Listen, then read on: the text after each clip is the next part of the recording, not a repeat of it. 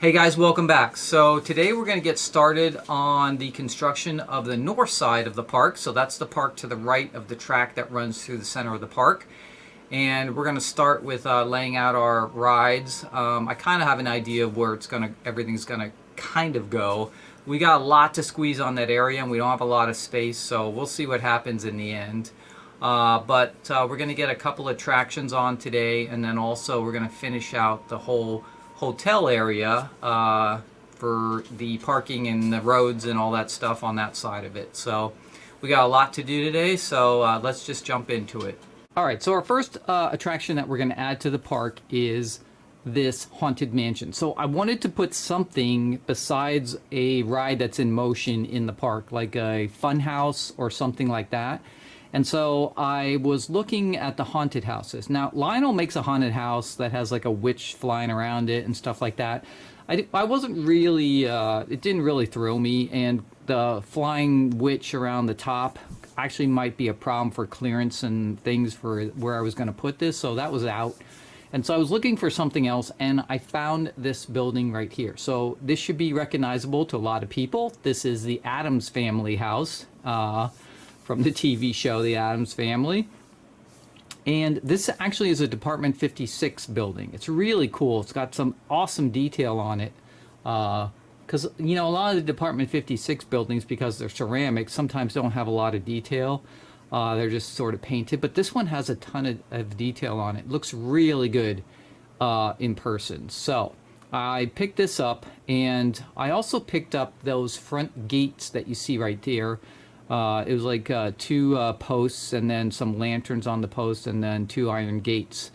And that was also a Department 56 piece. However, it's not, you know, related to the Addams Family house. It was just like a Halloween sort of piece. But they kind of go together and they really match really well. So I picked up those two pieces. Now, the Department 56 building is lighted, and it's lighted normally by just an incandescent Christmas tree bulb, like a C4 bulb. You know, and so I didn't want to have to deal with that because I'd have to rip it off the layout if the bulb ever burned out, right? So I decided to take that out, and I put just my standard Woodland Scenics Just Plug LEDs inside of it. I think I put 4 or 5 of them in there. Lights up great. I'll show it to you all lit up and everything, but it looks really good. And then I also put a little LED on the front door, above the front door. I had one of those little flashing ones left over from the main entrance sign that I made. So it's a red one, and I just put that over the door. It flashes there. And then, let's take a look at some of the closer details of what else I did to this little scene. But this was a very quick attraction to put on the layout. I stuck it right here in the corner on the left side, right next to the track, and it looks pretty good. So I have a couple of details that I'm going to show you that I'm going to do to it to make it a little more enhanced, but it turned out really well. The first thing I did is, after I got it in place and I got the front entrance in place, I sort of just put this fencing around the outside of it that I had left over from. It's actually from the standard gauge layout I was using it. It looks like a wrought iron fence, and it just kind of fit. So I just put that around the perimeter of the actual house on both sides, and then it you know, goes back to the wall there that's supporting the lift bridge and everything. And then inside the yards, in the back I just put all kinds of brush, and in the front I have sort of a dead yard. So I used a different color grass mat on this. I used the brown grass mat, and then inside the yard there it's just a lot of dead brush, which I'll show you in a second. The other thing I did is I added a sign, and so you can see right here, I added the Haunted Mansion sign on the front here. So I just printed that out. I put a backing on it, and then I, you know, glued it on the front there, and I just sized it so it fit right between, you know, the part of the house there, right below the window.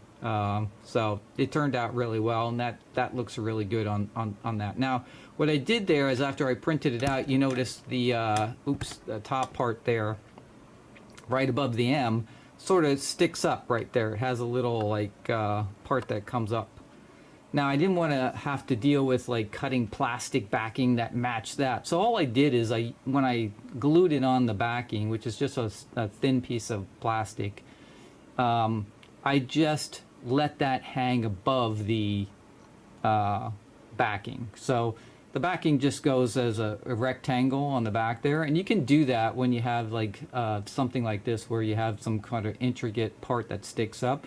You can just let it stick up. It's just a piece of paper sticking up there, and the backing is just holding the main part of the sign on. So you don't have to necessarily cut a whole intricate piece of backing that matches that whole perimeter, you know, the shape of that perimeter. So keep that in mind when you're doing it. You just need enough backing to hold it on and keep it flat, and that's all you really need. So that worked out really well for that portion of it. Like I said, right above the door here, you can't see it, but I'll show you later when I turn the lights down. There's a little red blinking light as you're coming into the door right there.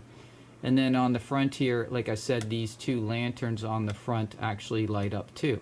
Now they're actually on a battery pack, and you can buy a 3-volt DC adapter so that you don't have to run on batteries. But I'm going to show you what I did on that down below. And I actually just stuck with the battery pack, but it actually comes on and off with the layout. So when I turn the master switch on for the amusement park, it'll come on, and then when I turn it off, they'll turn off. So the batteries aren't draining. And I use rechargeable batteries on this, so it's no big deal. But rather than spend $9-10 on a DC power adapter that I didn't have, I figured, hey, I'll do it this way since I have another piece that I'm using, and I'll show you what I did for that. And then in the front right here, from the gate all the way up to the front door, I just put a piece of the foam for the sidewalk. I used the dark gray stuff instead of the lighter stuff because I wanted it to look more dirty and stuff like that. And then inside the yard has a lot of debris,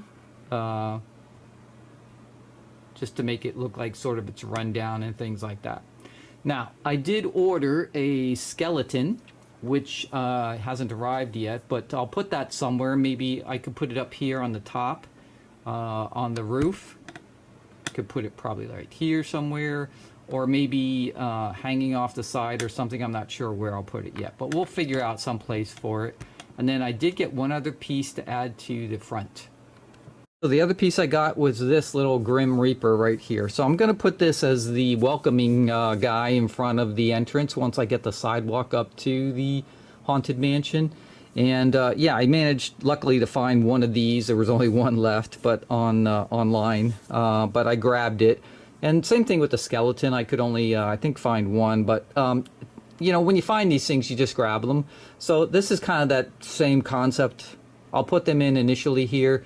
And then if I'm at a train show or something like that, and I see some more skeletons or something like some other like scary creature, I can, you know, add those on later on as needed. So we'll just add more and more as we find things. But this will get me started. So the Grim Reaper is kind of cool to be in front of that. So once I put that sidewalk in, I'll have him right next to it, right at the entrance of the gates there, welcoming people in. So that'll be kind of fun too. All right, so here's sort of a rear view, but you can see on the yard here, I just have a bunch of debris in here on both sides. And in the back, it kind of goes up next to the hill here, which is supporting the monorail.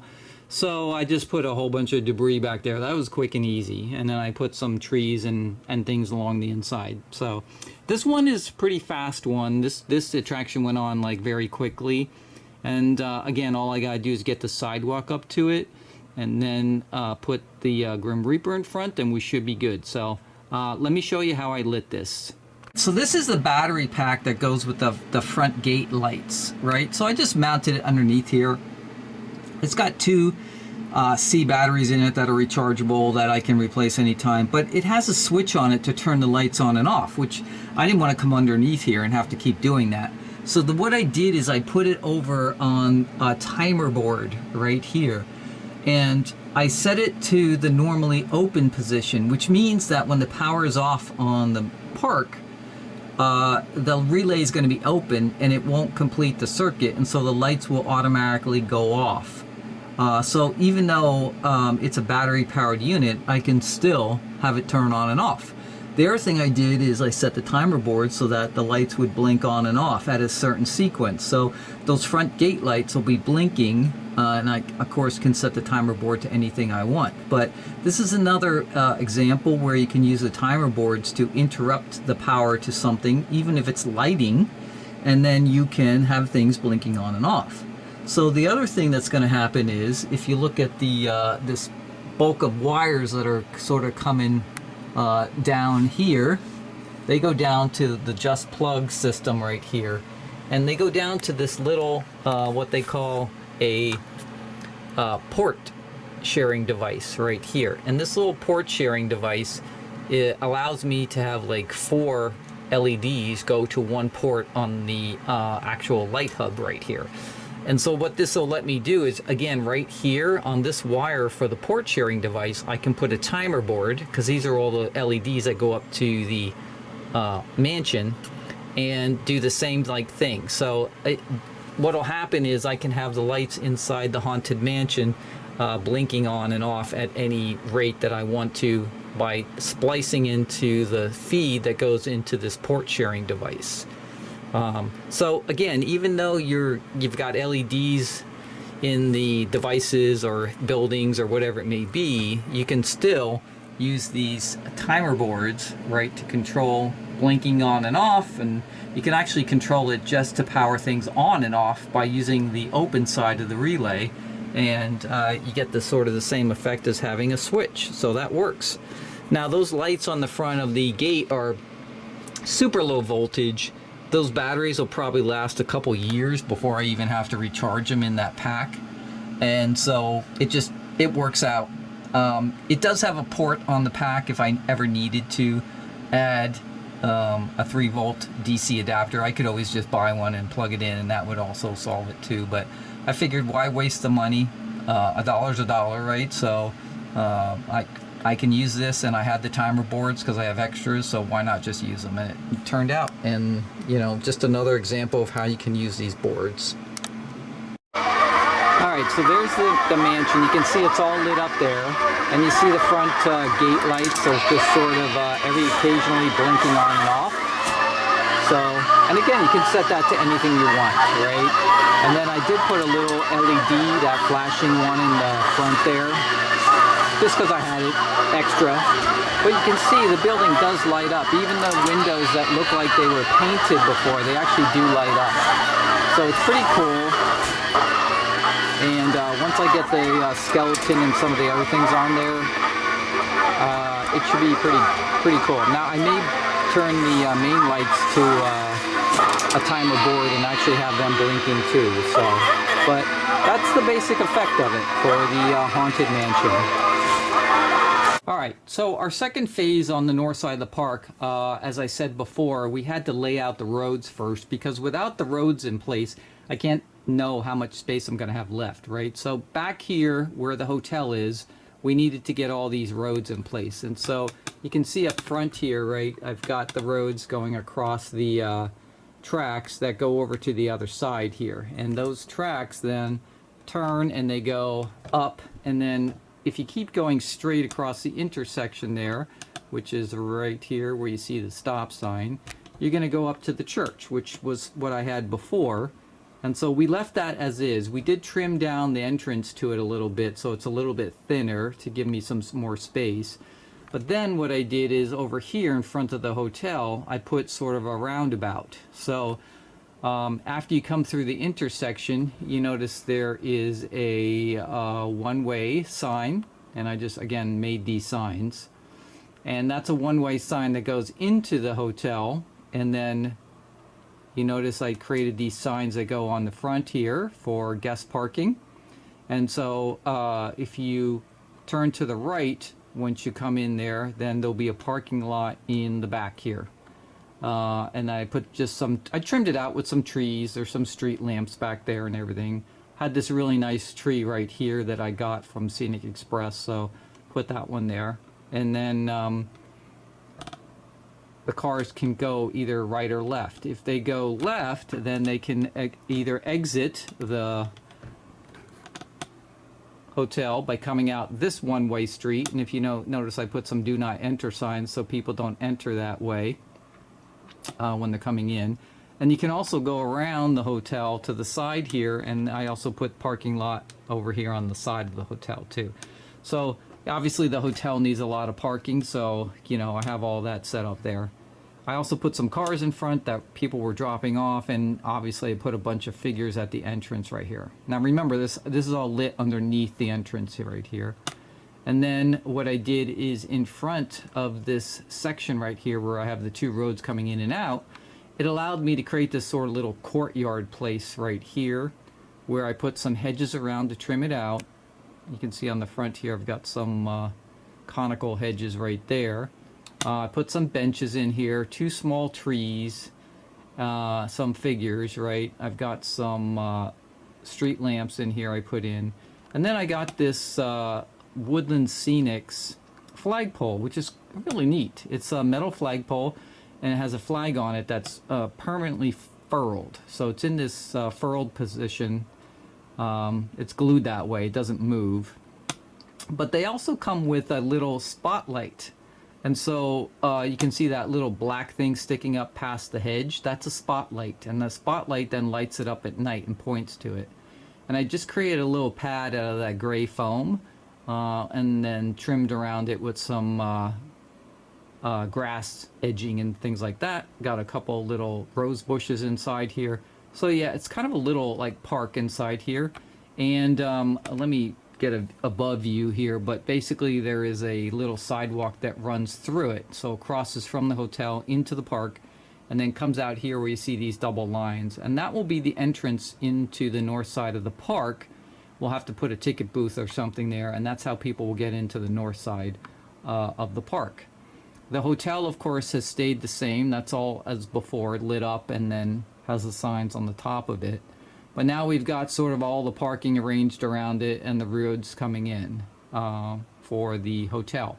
So that leaves me with whatever's left to the left side here between this and the Haunted Mansion as space for additional rides. But let's take a closer look at the courtyard.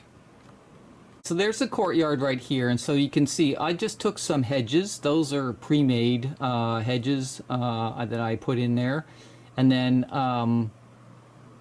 again, grass mat, and then some ground cover, some small trees I had. I think those are almost like HO scale trees, but they work perfectly. They look like sort of newly planted trees.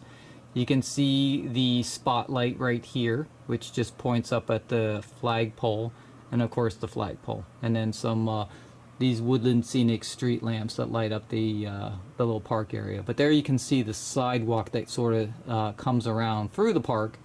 So you're coming out of the hotel, and then you come through here, and then you cross over here, and this will take you into the north side of the park to get to the rides. So that's kind of how that looks from this angle. And it all worked out, like for the roads, because I needed some entrance to the church right here. So and I think it turned out really well. I put some railroad crossing markings on the road here. Future, I can put some crossing gates there and stuff like that on the two big sides there. But and then on this side right here, I decided to put also a couple of parking spaces on this side. And I got a little sort of barrier right here that nobody should be parking in this last little section. So yeah, that worked out pretty well. So it gives me this space right here between the Haunted Mansion, right, and the actual hotel roads and parking over here. And that's what I have left to put rides in. And I've got a couple rides, right? I've got the balloon ride, I've got the Ferris wheel, I've got the rocket ship ride, and Crazy Cars. So are we going to be able to fit them all in? We will see. I'm not sure. One of them may have to go. So but that's kind of where we're at for this portion. Let's go look at the parking lot from the other side.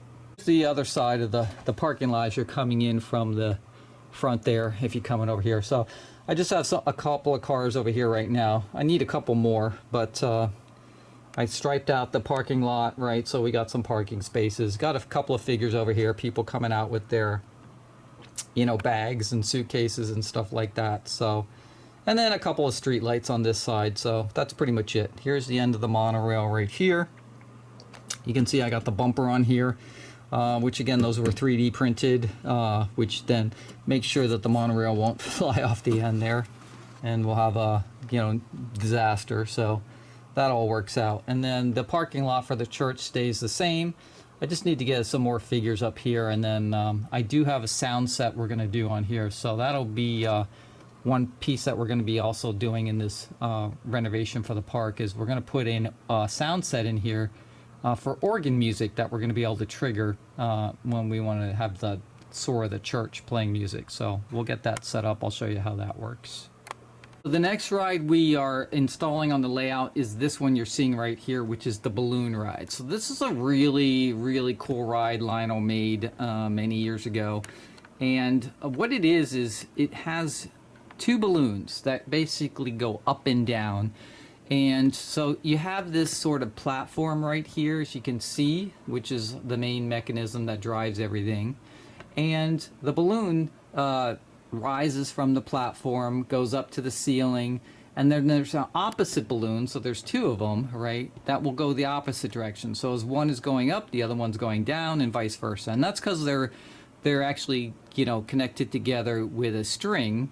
And so the one on the right here is a light balloon, the one on the left is a weighted balloon, and it has a mechanism that reverses as each balloon touches the bottom of their respective areas. And so it's super cool ride, and it looks great. So I figured, hey, I'm gonna put this in mine. Now typically for the balloon ride, people will have the platform and the one balloon at one end of their layout, and they'll string it all the way over to the other end of their layout or something like that, and then it'll look like two balloons like sort of floating around on their layouts. But I don't have the space for that, first of all, and two, I wanted this to be an amusement park ride. So what I did is I created a sort of I'm going to create like a balloon ride. I'll make some signs and things for it, but it's really just sort of a ride in the park where you get in the balloon, you go up a couple hundred feet, you see the view, and you come back down. They're just straight up and down rides in my particular park. And so I'm going to have the two balloons sort of going up and down against each other. On the left balloon right here, I'll create like a landing pad right next to this big platform where people can get on and off that balloon as opposed to the one on the right. So we'll do all that. However, this particular ride is very problematic, and it can be problematic for anybody that buys this ride. And even if you buy one brand new that's never been out of the box like this one was, it cannot work right off the bat, right? It can have all kinds of problems, and its main problem is that it won't reverse, or it keeps reversing back and forth, back and forth, back and forth, and it doesn't actually go through its full up and down cycle. And that's its main issue. This has been a known problematic issue with this ride since Lionel released it. A lot of them went back to service to get fixed, and even after they came back from service, they didn't work correctly. And there is a particular reason for that, and this ride is absolutely fixable. So I had the same exact problem with this ride, did not work out of the box, and I had to take it apart, figure out how it actually works. It's not quite as simple as everybody thinks it is, but it is totally fixable. And then you can get it working on your layout. So as you see right here, it's already on my layout, and I've already been through the whole process of fixing it, and it works perfectly right now on the layout. And I actually made a little improvement to it, which is I replaced the black string that was used in it with fishing line that is clear, so it's very hard to see the actual lines, and the balloons look a little more realistic, like they're actually floating in the air. So that is a long and involved video that I'm going to post separately, so you guys can see if you do want this ride, or if you have one that is not working correctly. I'm going to show you how to fix it so that you can get it working correctly. Okay, and I'll show you that probably. I'll show you this running probably on the, I don't know, maybe the next video, because I still have a lot of work to do with the getting the second landing pad rated on the left-hand side here. I've also got to get this on a timer board and a couple other things. So I wanted to just show you the progress right now, the north side construction, and close out this video, but we'll continue that on with the next video. And like I said, there'll be a separate video for the repair of the Lino balloon ride, but as long as it's functional, in other words, it operates, right? The computer board isn't burned out or something like that, then this is totally fixable because it's all a mechanical issue and not electronics issue. So we'll get into that part on that particular video. So as you can see, because the balloon ride platform is there, we do have to leave some space between it and the track for the trains to go around. And also remember, we've got to put a fence around the whole section of the park here, so that is also a piece that we have to take into account. So that's why if you look at it, it's a little bit farther back from the track, and the area to the left of it, I also have to create that landing pad yet, and that's going to take up some space. So really then, anything from the platform here forward is gone as far as space goes for rides, and even to the left of it. So between it and the Haunted Mansion, there won't be any space for rides either. So the only space I have left is in the back of it, all the way back to the monorail rail back there, and then to the right of it here, and that's what I have left to squeeze in 3 more rides. Hopefully I can do it. We'll see. It may end up being 2 more rides, but we're gonna give it a try and see what we can do there. But that's my next video. We're gonna show you how we're gonna actually finish out the balloon ride, and then we're gonna start squeezing on the other rides. Now, the other rides that come on here will go on very quickly. There's not a lot of customization for those. They just sort of plop on and put the sidewalks in front of them, and lighting people and stuff like that, just like I did on the main part. So that should go fairly quickly once we get that going. So, but this is kind of where we're at this point, and I'm really happy the balloon ride's on here, because this is, when you see it in operation, it's just a super cool ride, and I think for what I'm after, it'll work. Now this one I'm also going to put on a timer board, and I'll time it a lot more time between the time that the balloons are moving, so that it looks like it takes time for people to get on and off and things like that. And then if I remember correctly, I believe this ride, the voltage does actually affect the speed of it, so I may have to put this on a separate transformer or power supply, so that it's only running at a certain voltage and not so fast, right? Because right now I have all the rides at like 16 volts, because on those other rides the voltage doesn't matter. They have voltage regulators inside them that just run them at a certain speed. This particular one, though, I think if I remember correctly, is affected by voltage, and it changes the speed, so I may want to chop that down a little bit to slow it down, but we'll see, and we'll cover that when we get to the final review of it functioning and things like that. Well, I hope you enjoyed that video of the initial starting construction of the north side of the park. We got a lot done, and I'm hoping this side of the park goes pretty quickly, and we'll be able to close this out. So we're coming to the finish line for the park itself. Now there's still some other renovations on the outside of the park that have to be finished to complete the whole project, but I'm hoping to complete this project by the new year. So I usually try to keep myself on schedule, and I do have some Christmas vacation coming up, so we should have a lot more time to work on it and hopefully get this completed, because I've got piles of trains sitting in the other side of the room here to even open up, engines and sets and things like that I haven't even opened the boxes yet. So we got a lot of stuff coming up, and then I also have some upgrade videos that I want to show you, and we have some repair videos on some of the accessories that we put on the park here to show also. So there's just a lot of stuff to do, not enough time in the world, but we'll get to it eventually. So make sure, as always, that you subscribe, hit that like button, put your comments down below about this video, and I will see you guys on the next video. Peace, guys.